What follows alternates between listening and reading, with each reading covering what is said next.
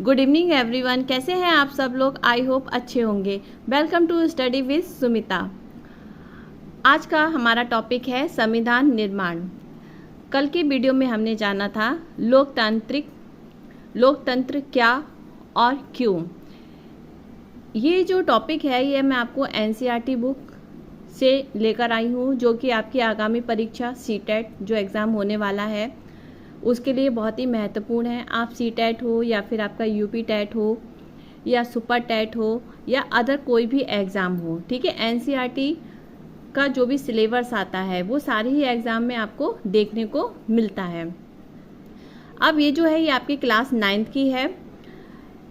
NCERT base पे जो भी क्वेश्चंस आपके जो हैं टीचिंग एग्ज़ाम में आते हैं वो आपके देखिए प्राइमरी लेवल में अगर बात करें तो 1st to 5th और 6 to 8 के लिए एनसीईआरटी जो है बेस्ट मानी जाती है।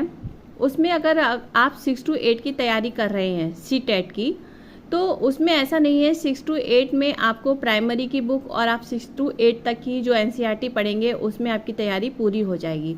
देखिए जो बच्चे प्राइमरी की तैयारी कर रहे हैं उनको कम से कम 6 to 8 तक की बुक को पूरी तरीके से एनसीईआरटी को सारे सब्जेक्ट को पढ़ना चाहिए। इसी तरीके से जो 6 to 8 की तैयारी कर रहे हैं बच्चे सीटेट की या फिर यूपी टेट की अदर एग्ज़ाम की, उनको अपर लेवल यानी कि कम से कम आप 9th 10th और आपके 11th 12th, क्योंकि इसमें भी समथिंग आपके क्वेश्चन इसमें आगे से आते हैं।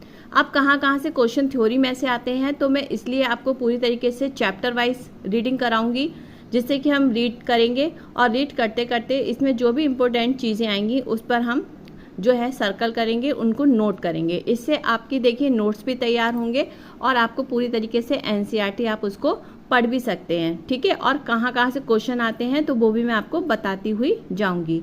तो चलिए स्टार्ट करते हैं आज का वीडियो। तो आज का हमारा टॉपिक रहा संविधान निर्माण, ठीक है।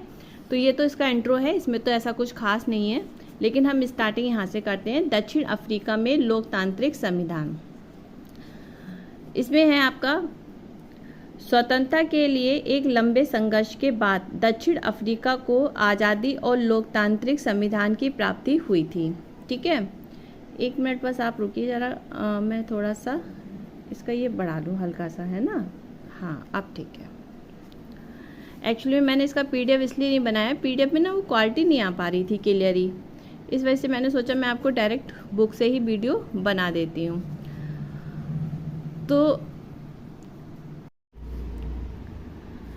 तो इस आज़ादी में नेल्सन मंडेला ने मुख्य भूमिका निभाई थी, क्योंकि वे न केवल स्वतंत्रता प्राप्ति के लिए लड़े बल्कि उन्होंने अश्वेतों के अधिकार एवं समानता के लिए भी बहुत लंबा संघर्ष किया था। नेल्सन मंडेला को 7 अन्य नेताओं के साथ वर्ष 1964 में देश में रंगभेद से चलने वाली शासन व्यवस्था का विरोध करने के लिए आजीवन जो था कारावास की सजा दी गई थी, जिसके कारण उन्हें 28 वर्षों तक दक्षिण अफ्रीका की जेल रोबेन द्वीप में कैद करके रखा गया था, ठीक है। इसको याद रखिएगा कि नेल्सन मंडेला को कितने वर्षों तक की जेल हुई थी, वह हुई थी आपकी 28 वर्षों तक या फिर आजीवन कारावास, दोनों भी आ सकते हैं। कितने नेताओं के साथ हुई थी भाई? 7 अन्य नेताओं के साथ हुई थी, ठीक है, और रोबेन द्वीप में कैद करके इनको रखा था। रंगभेद के खिलाफ संघर्ष क्या था? रंगभेद नस्लीय भेदभाव पर आधारित था, जैसे कि काले और गोरे के भेदभाव पर जो था आधारित था, जो दक्षिण अफ्रीका में विशिष्ट तौर पर चलाई गई थी। दक्षिण अफ्रीका पर यह व्यवस्था यूरोप के गोरे लोगों ने प्रारंभ की थी। देखिए आज के टाइम पे संविधान निर्माण यानी कि संविधान का होना कितना आवश्यक है, तो ये पहले के क्या क्या चीज़ें हुई थी उनके बारे में पहले बताया गया है। तो अश्वेत और गोरे मूल निवासी क्या थे? 17वीं एवं 18वीं सदी में यूरोप की व्यापारिक कंपनियों ने दक्षिण अफ्रीका को गुलाम बनाया था और बड़ी संख्या में गोरे लोग जो थे वहाँ बस गए थे। गोरे शासकों ने दक्षिण अफ्रीका में रंगभेद की नीति आरंभ कर दी थी और जनता की चमड़ी अर्थात उनके त्वचा के रंग के आधार पर उनको बांट दिया था, ठीक है।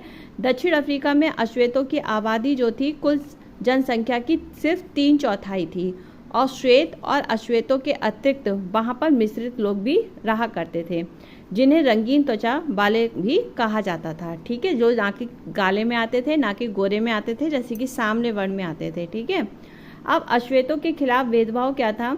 गोरे शासक जो थे वो गोरों के अतिरिक्त सबको छोटा और नीचा मानते थे, यानी कि जो लोग गोरे थे उनको छोड़कर जितने भी वहाँ पे लोग थे उन सबको छोटा और नीचा मानते थे। इस रंगभेद की नीति में अश्वेतों को वोट देने का भी अधिकार नहीं था। रंगभेद की शासकीय नीति अश्वेतों के लिए दमनकारी थी और उन्हें गोरों की बस्तियों में रहने की अनुमति भी नहीं थी। अनुमति न होने पर वे वहां जाकर कार्य कर सकते थे, जैसे कि ट्रेन, बस, होटल, अस्पताल, school, college, library, cinema hall, समुद्र के किनारों, स्विमिंग पूल, सार्वजनिक शौचालय आदि स्थान पर श्वेत और अश्वेतों के लिए अलग अलग थे। इसे पृथक्करण या अलग अलग करने का प्रबंध कहा जाता है, यानी कि गोरे लोगों के लिए सारी चीज़ें अलग थी और अश्वेत लोगों के लिए अलग थी।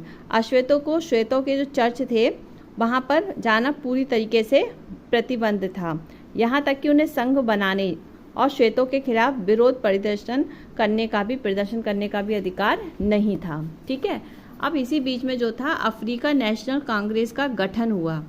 अब ये देखिए यहाँ पे क्वेश्चन में आ जाता है कि अफ्रीकन नेशनल कांग्रेस का गठन कब हुआ था, तो ये वर्ष 1950 में हुआ था। ठीक है, अश्वेतों एवं भारतीयों ने रंगभेद नीति के विरुद्ध जो था संघर्ष किया था। उन्होंने धरना प्रदर्शन के माध्यम से आंदोलन शुरू करना किया।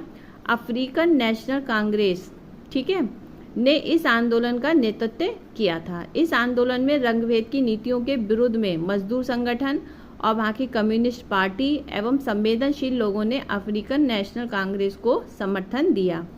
जब रंगभेद के खिलाफ संघर्ष बढ़ता गया तो सरकार ने अपनी नीतियों में बदलाव शुरू कर दिया तथा भेदभाव वाले कानून को वापस ले लिया। फिर क्या हुआ, 28 वर्ष तक जेल में रहने के बाद नेल्सन मंडेला को आज़ाद कर दिया गया। ठीक है, इसको याद रखिएगा। फिर 26 अप्रैल 1994 को रात्रि को दक्षिण अफ्रीका ने गणराज्य का नया झंडा लहराया। ठीक है, जिससे ये दुनिया का एक नया लोकतांत्रिक देश बन गया और यहाँ रंगभेद वाली शासन व्यवस्था का भी अंत हो गया।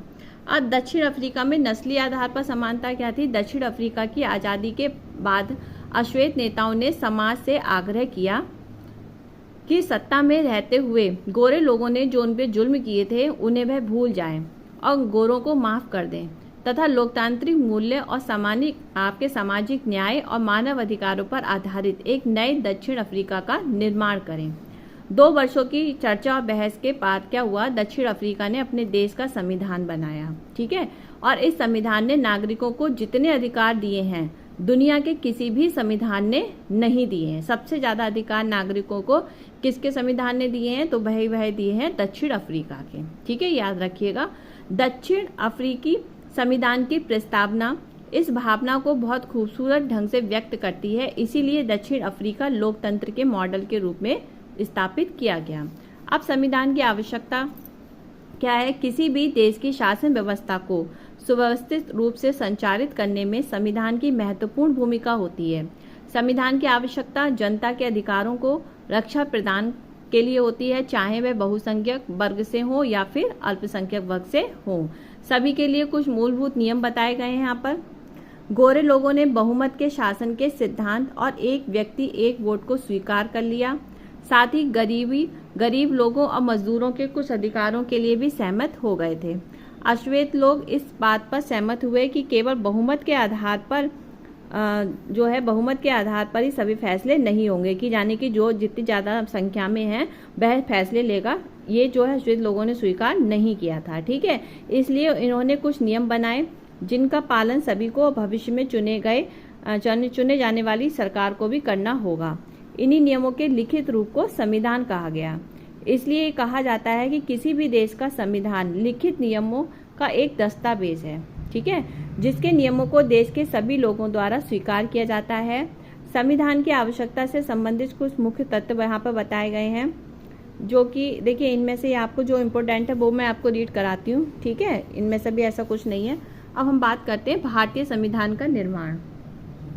दक्षिण अफ्रीका की तरह भारत का संविधान भी बहुत कठिन परिस्थितियों के मध्य बना था। भारत जैसे विशाल और विविधता वाले देश में संविधान बनाना आसान नहीं था। अंग्रेजों ने देसी रियासतों के शासकों को ये आज़ादी दी थी कि वे भारत या पाकिस्तान जिसमें इच्छा अपनी रियासत का विलय कर दें या स्वतंत्र रहे, लेकिन संविधान निर्माताओं को देश के वर्तमान और भविष्य की भी चिंता थी। संविधान निर्माण का रास्ता क्या है? भारतीय संविधान बनाने की सहमति स्वतंत्रता संग्राम के समय विकसित हुई थी। भारत में आज़ादी की लड़ाई के दौरान ही लोकतंत्र सहित बुनियादी विषयों पर राष्ट्रीय सहमति बनाने का कार्य हो चुका था। इन सभी कार्यों एवं विचारों ने भारतीय संविधान के गठन में महत्वपूर्ण भूमिका निभाई थी। अब इसको याद रखिएगा कि वर्ष 1928 में मोतीलाल नेहरू और कांग्रेस के 8 अन्य नेताओं ने भारत का एक संविधान लिखा था, ठीक है, जो कि 1931 में कराची में हुए भारतीय राष्ट्रीय कांग्रेस के अधिवेशन में एक प्रस्ताव में ये रूपरेखा रखी गई थी। आज़ाद भारत का संविधान कैसा होगा? इन दोनों ही दस्तावेजों में स्वतंत्र भारत के संविधान में सार्वभौम वयस्क मताधिकार और स्वतंत्रता एवं समानता का अधिकार और अल्पसंख्यकों के अधिकार की रक्षा का वर्णन किया गया था। इस प्रकार संविधान की रचना करने के लिए बैठने से पहले ही कुछ बुनियादी मूल्यों पर सभी नेताओं की सहमति बन चुकी थी। वर्ष 1937 के बाद पूरे ब्रिटिश शासन वाले भारत में प्रादेशिक असेंबलियों के लिए चुनाव कराए गए, परंतु इन चुनावों के द्वारा बनी सरकारें पूरी तरीके से लोकतांत्रिक नहीं थीं। भारतीय संविधान में कई संस्थाओं एवं व्यवस्थाओं को पुरानी व्यवस्था की तरह अपना लिया गया था, जैसे कि पुरानी जो व्यवस्था चल रही थी उसी को अपना लिया गया था, ठीक है। फिर क्या हुआ था कि सन 1935 के भारत शासन अधिनियम से कुछ अवधारणाएं भारतीय संविधान में ली गईं। आज़ादी के बाद भारत के स्वरूप को लेकर वर्षों पहले हुए चिंतन और बहस से अत्यधिक लाभ पहुंचाया, जिसके परिणाम स्वरूप अनेक भारतीय नेता फ्रांसीसी क्रांति के आदर्शों, ब्रिटेन संसदीय लोकतंत्र के कामकाज और अमेरिका के अधिकारों की सूची से प्रभावित हुए थे, ठीक है, क्योंकि वहाँ पे ये सब कानून बन चुके थे। तो संविधान सभा हुई, जिनमें जन प्रतिनिधियों को भी सभा संविधान नामक विशाल दस्तावेज लिखने का कार्य करती थी। इसे संविधान सभा कहते हैं, ठीक है। अगर पूछा जाए कि संविधान सभा क्या है, तो ये जो है सभा संविधान नामक विशाल दस्तावेज लिखने का कार्य करती है। भारतीय संविधान सभा का गठन जो है कैबिनेट मिशन योजना के तहत विस्तारित किया गया। भारतीय संविधान सभा के लिए जुलाई 1946 में चुनाव हुए। संविधान सभा की पहली बैठक जो थी दिसंबर 1946 को हुई थी। देखिए ये क्वेश्चन पूछा गया है पेपर में कि संविधान सभा की पहली बैठक कब हुई थी, तो वह हुई थी आपकी दिसंबर 1946 में। देखिए आया क्वेश्चन, ऐसे बीच में थ्योरी में ऐसे आता है। इसके बाद देश 2 हिस्सों में बटा, भारत और पाकिस्तान में बट गया था। संविधान सभा भी 2 हिस्सों में बट गई, ठीक है, भारत की संविधान सभा और पाकिस्तान की संविधान सभा। भारतीय संविधान सभा में 299 सदस्य थे और 26 नवंबर 1949 को अपना कार्य पूरा कर लिया था। भारत का संविधान जो है 26 जनवरी 1950 को लागू हुआ। ये क्वेश्चन तो कई बार पेपर में पूछा ही जाता है, ठीक है। देखिए प्रत्येक वर्ष 26 जनवरी को गणतंत्र दिवस मनाया जाता है। अब संविधान की वैधता क्या थी? संविधान केवल संविधान सभा के सदस्यों के विचारों को ही व्यक्त नहीं करता, बल्कि वह अपने समय की व्यापक सहमतियों को भी व्यक्त करता है। तो सामाजिक समूह ने संविधान के कुछ प्रावधानों पर सवाल उठाए और किसी भी बड़े सामाजिक समूह और राजनीतिक दल ने स्वयं संविधान की वैधता पर सवाल नहीं उठाया। ये हमारे देश की एक असाधारण उपलब्धि है।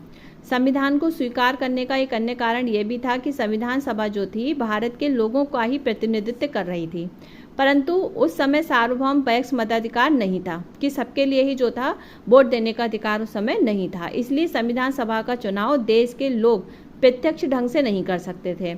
इसका चुनाव मुख्य रूप से प्रांतीय असेंबलियां जो थी उनके सदस्यों ने किया था, जिसके परिणाम स्वरूप क्या हुआ था कि भौगोलिक क्षेत्रों का उचित प्रतिनिधित्व हो गया था, ठीक है।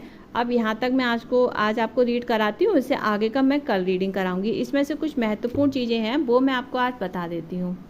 जैसे कि भारतीय संविधान के निर्माण में शामिल कुछ महत्वपूर्ण सदस्य रहे थे, जिनके बारे में ज़्यादातर क्वेश्चन में पूछ लिया जाता है, जैसे कि सरदार वल्लभ भाई पटेल, ठीक है।